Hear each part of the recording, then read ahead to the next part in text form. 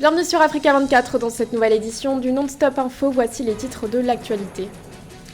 Dans un contexte de crise sanitaire, l'anticipation est de mise pour les partis politiques au Tchad en vue du double scrutin électoral en 2021. Désormais, mobilisation va de pair avec protection. Le mouvement des patriotes tchadiens pour la République a déjà pris ses dispositions en organisant sa rentrée politique à huis clos. Le Rwanda développe son secteur aérien. La ratification de 5 accords bilatéraux a été approuvée par le Parlement le 18 novembre dernier. Des accords signés avec 5 pays dont la République démocratique du Congo ou encore le Brésil. Et enfin, le Kenya se prépare au lancement de la ZLECAf. Le gouvernement prévoit à cet effet d'augmenter la production industrielle du pays. Les détails à suivre dans ce journal.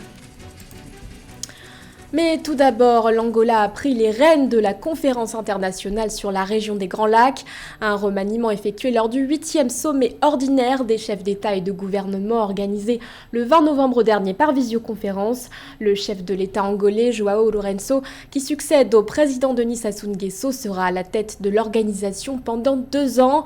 Parmi les priorités du nouveau président de la CIRGL, le renforcement de la coopération régionale, l'application des accords de paix et de sécurité ou encore la lutte contre le coronavirus.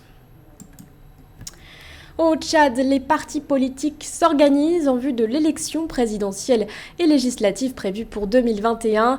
Pandémie de coronavirus oblige, les partis doivent élaborer de nouvelles stratégies pour mobiliser leurs partisans tout en assurant leur protection.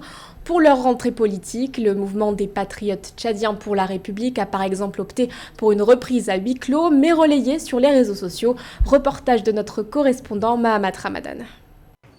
Au Tchad, en dépit de la pandémie de Covid-19, les partis politiques se préparent activement pour les prochaines échéances électorales. C'est le cas du parti Mouvement des Patriotes Tchadiens pour la République MPTR, qui a fait sa rentrée politique à huis clos ce 21 novembre 2020 pour limiter les risques de propagation de la maladie. Placé sous le thème « Rendre à la jeunesse ses opportunités », l'événement a permis au bureau exécutif du parti de dérouler ses programmes politiques et de faire son bilan. Les préoccupations de notre jeunesse constituent un point de droit absolu de revendication légale. Et vous verrez que cela tombe bien. Le MPTR n'est pas un mouvement qui négocie ses droits. Le MPTR est loin d'être un parti qui cède au consensus mou sur les thèmes vitaux pour notre peuple. Le MPTR est un parti jaloux de ses droits, qui ne réussit point à faire injonction quand il s'agit d'un principe de droit. Alors, nous enjoignons les rapaces de tous les atouts de la jeunesse, les braconniers des libertés de la jeunesse, à lui rendre ce qui lui revient de plein droit.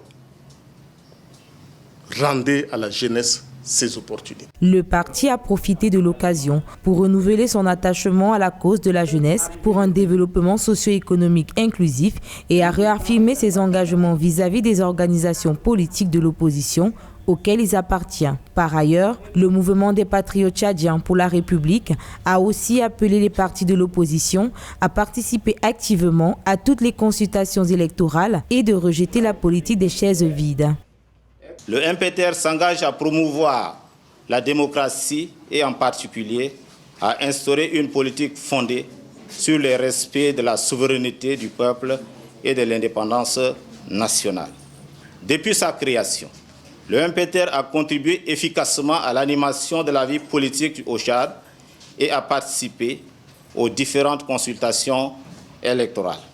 Créé en 2008 dans un contexte où le Tchad connaît une instabilité politico-sécuritaire, le parti MPTR a participé à toutes les consultations électorales depuis 12 ans. Son candidat à la dernière élection présidentielle, tenue en avril 2016, a occupé le 5e rang. Le secteur aérien se développe au Rwanda. Le 18 novembre dernier, le Parlement a approuvé la ratification de 5 accords bilatéraux signés entre autres avec la République démocratique du Congo, la Namibie ou encore le Brésil.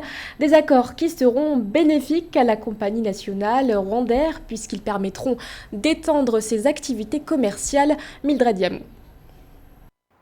Le Rwanda a conclu 5 accords de coopération le 18 novembre 2020 en vue d'étendre son réseau aérospatial. Ces accords ouvrent la voie à ce pays d'Afrique de l'Est pour coopérer dans le secteur de l'aviation avec 5 pays. Les pays concernés sont le Brésil, la République démocratique du Congo, la Namibie, la Somalie et la Tunisie. En tant que pays sans littoral, nous n'avons pas la possibilité d'obtenir des opportunités de commerce extérieur sans utiliser le transport aérien. Ces accords aideront donc Rwandais à voler vers différentes destinations en promouvant l'image et la diplomatie du pays. Selon les autorités, ce projet facilitera entre autres les plans d'expansion de la compagnie aérienne nationale rwandaise durement touchée par la pandémie de Covid-19.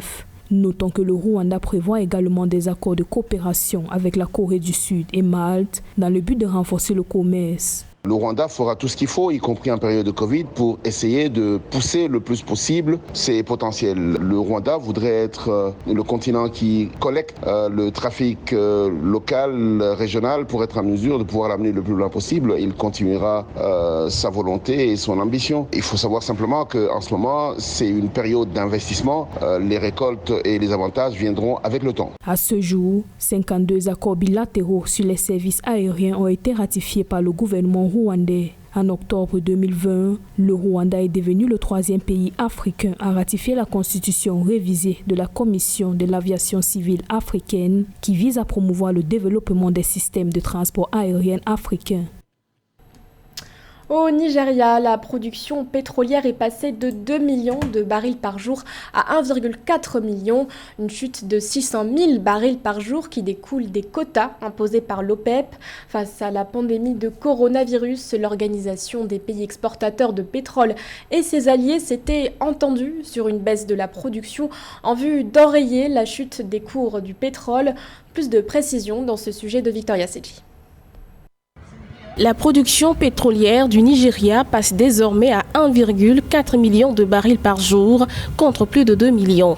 Lundi 16 novembre, le ministère d'État en charge des ressources pétrolières a annoncé que le pays a pu réduire sa production de 600 000 barils par jour. Entre autres raisons évoquées, les quotas imposés par l'OPEP.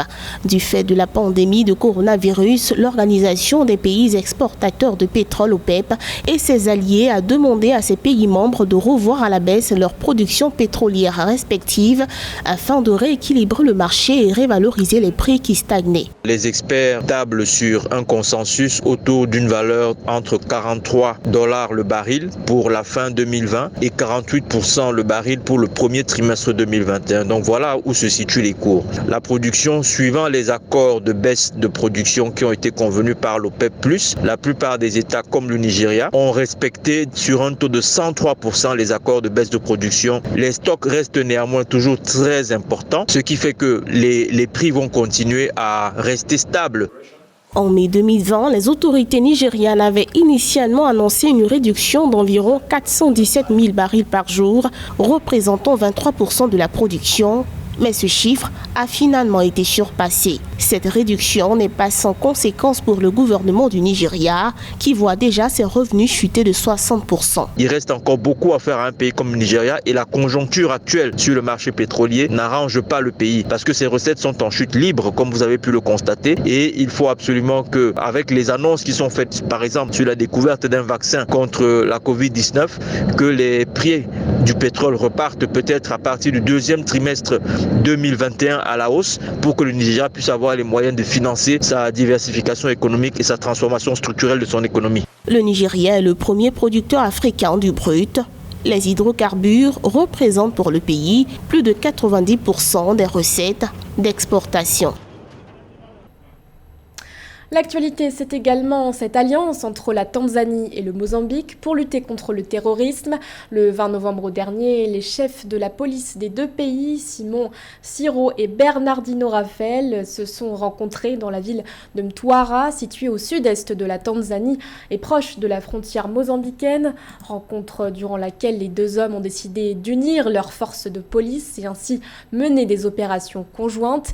Cette annonce intervient plus d'un mois après l'attaque d'un poste de police à Kitaya, dans le sud de la Tanzanie. Une attaque perpétrée, je cite, par 300 terroristes venus du Mozambique, avaient indiqué les autorités tanzaniennes. Le Mozambique qui, depuis 2017, est confronté à une insurrection djihadiste dans la province de Cabo Delgado. À l'approche du lancement de la zone de libre-échange continentale africaine fixée au 1er janvier 2021, les autorités kenyanes s'activent. Le gouvernement prévoit en effet de booster la production industrielle du pays. Objectif, approvisionner le marché régional et intra-africain. Rappelons que le secteur manufacturier kényan contribue à hauteur de 8,4% au PIB. Nathalie Mo.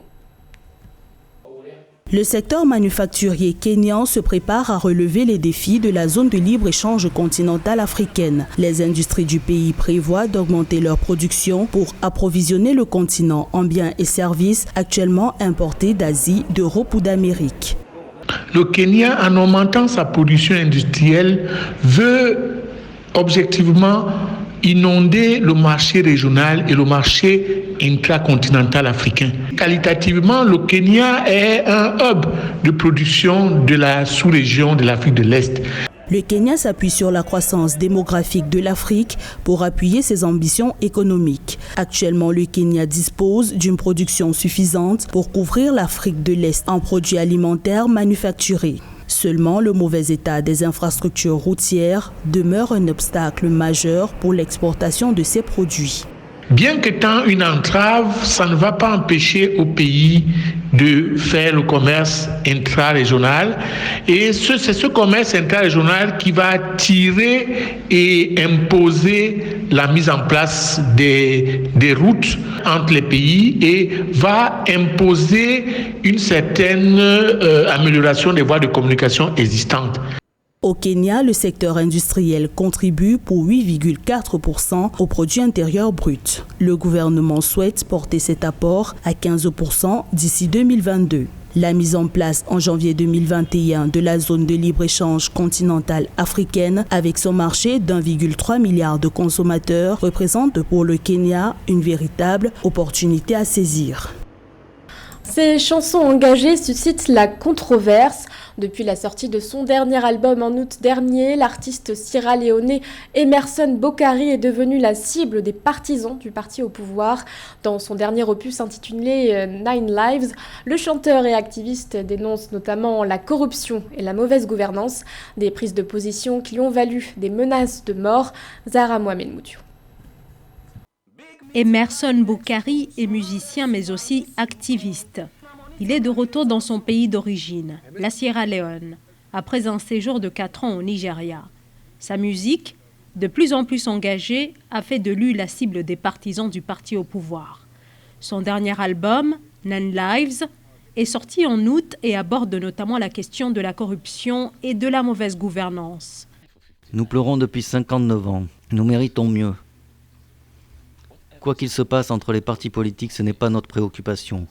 Leur combat, ce n'est pas notre préoccupation. Tout ce que nous demandons, c'est une meilleure Sierra Leone. Nous demandons des discussions, il faut parler de politique et de se comprendre pour le bien de tous les Sierra Léonais. L'artiste a reçu des menaces de mort, notamment pour un morceau inclus dans son album. La chanson s'intitule Coconut. Elle s'attaque à l'environnement politique qui donne peu de perspectives économiques aux populations. La chanson traite également des collusions politiques. C'est déchirant pour moi, vous savez. C'est le 21e siècle pour l'amour de Dieu. Nous ne demandons pas le monde, nous demandons simplement des équipements de base comme de l'eau. Emerson Bocarri plaide pour le renouvellement de la classe politique dans son pays. L'un des plus pauvres au monde, plus de la moitié de la population y vit en dessous du seuil de pauvreté. Ce journal a été réalisé par l'ensemble de la rédaction. Merci de votre fidélité. L'actualité continue sur Africa 24.